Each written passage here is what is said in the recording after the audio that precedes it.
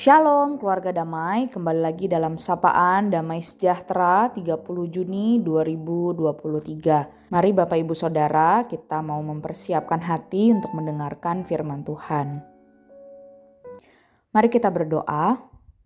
Tuhan Yesus, kami bersyukur kalau hari ini Tuhan sekali lagi memberikan kami anugerah, kesempatan untuk kami boleh menikmati hari yang baru di dalam anugerah dan pemeliharaan Tuhan. Terima kasih untuk setiap pimpinan dan penyertaan Tuhan yang Tuhan terus nyatakan. Saat ini ya Tuhan, kami mau kembali duduk di bawah kaki salib Tuhan.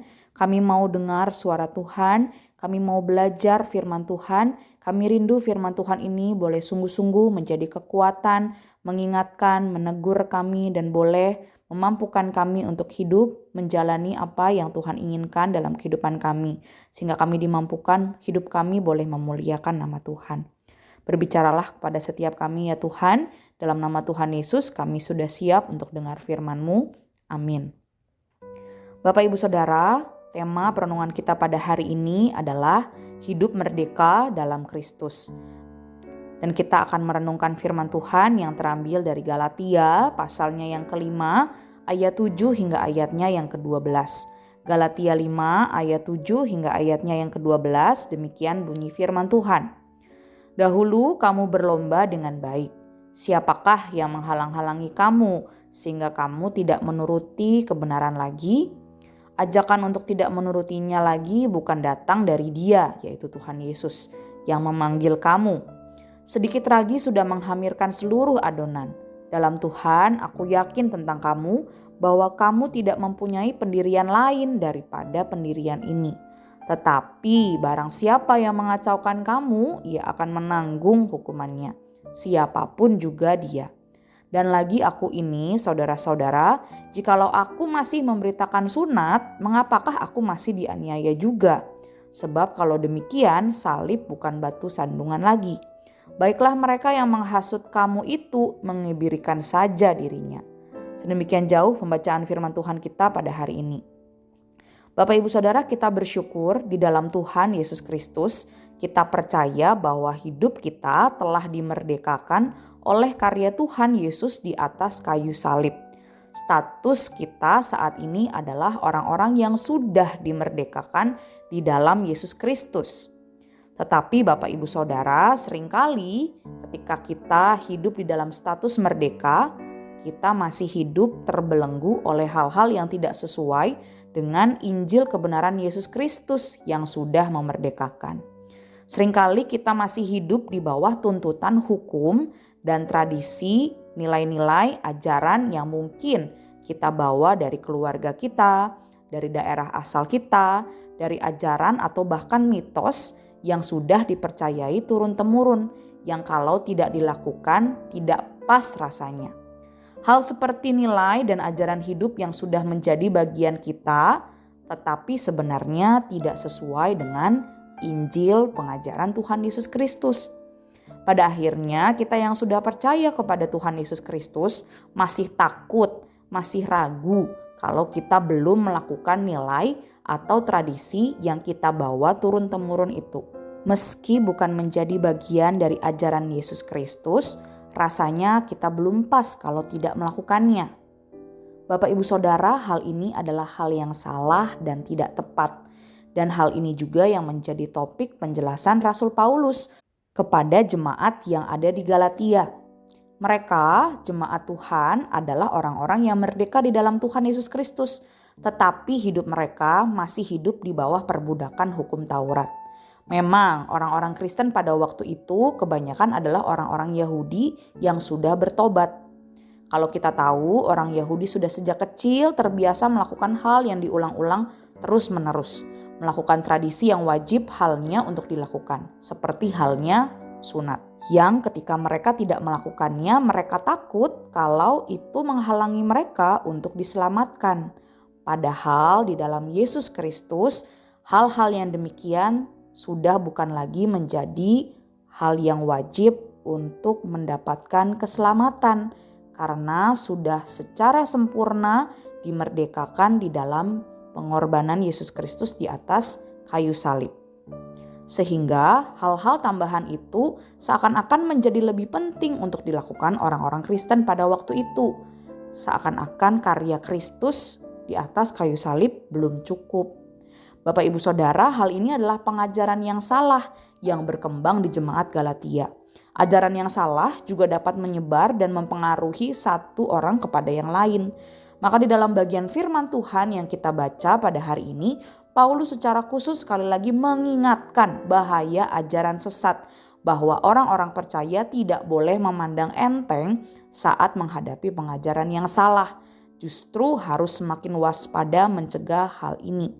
Karena semakin lama perbuatan mentaati hukum Taurat seakan-akan kembali lagi menjadi hal wajib, tidak cukup karya Kristus. Bapak Ibu Saudara, hal ini adalah hal yang sesat dan melenceng dari Injil Tuhan Yesus Kristus.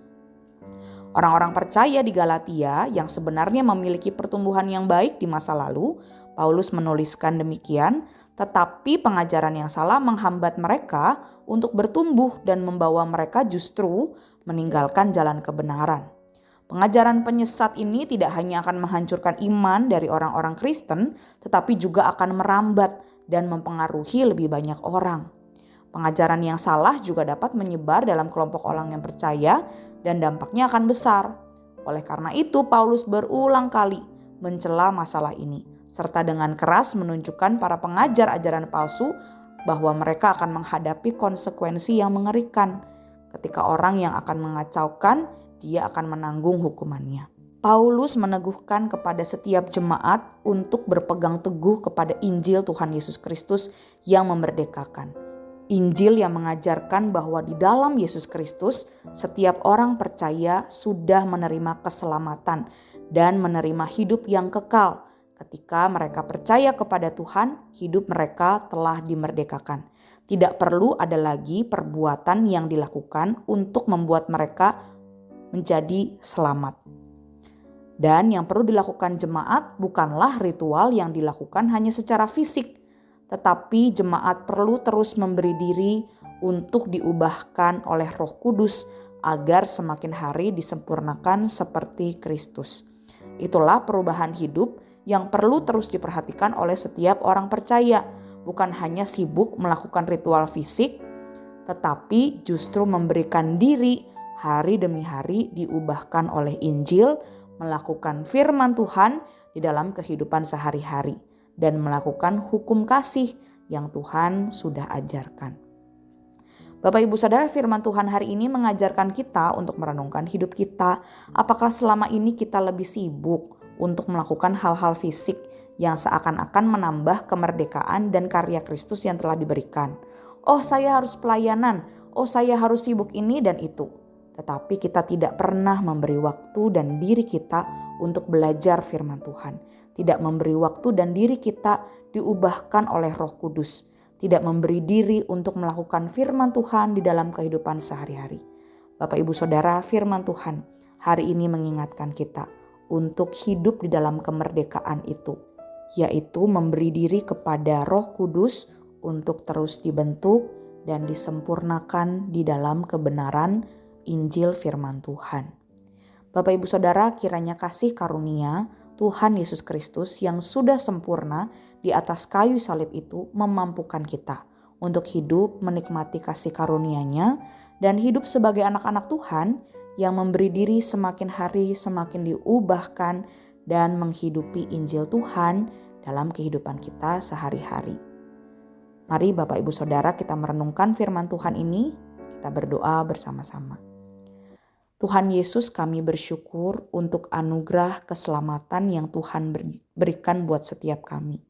Kami bersyukur untuk kemerdekaan yang Tuhan berikan kepada kami, bahwa kami tidak lagi hidup di bawah belenggu dosa, kami tidak lagi hidup di bawah segala aturan apapun, tetapi kami hidup sebagai anak-anak Tuhan yang sudah dimerdekakan.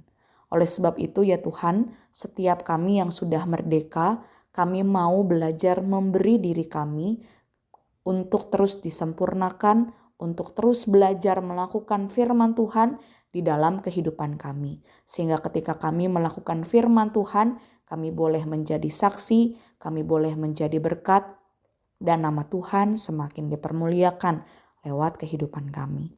Terima kasih Tuhan Yesus, di dalam nama Tuhan Yesus kami berdoa dan mengucap syukur. Amin. Selamat beraktivitas Bapak Ibu Saudara, Tuhan Yesus memberkati.